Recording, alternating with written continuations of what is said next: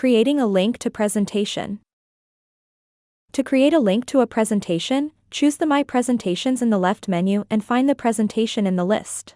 You can use the search bar to find the file by its name. Then, click the link icon. You'll see a link setting form. By default, a short version is displayed where you can set a title, select a presenter from your team, and add a link to the presenter's calendar. This option allows the listener to schedule a meeting.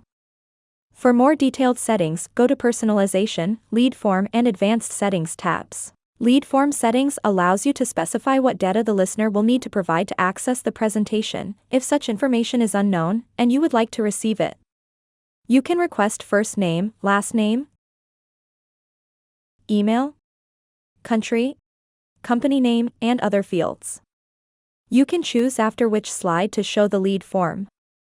This allows you to show the listener several slides before asking to share their data. In the message field, you can write the text that the listener will see when the data collection form appears. Additional settings allow you to choose to show or not a slide feed, enable email reporting after a session, and customize a voice message for the listeners to play when they open your link. You can enable or disable to listener.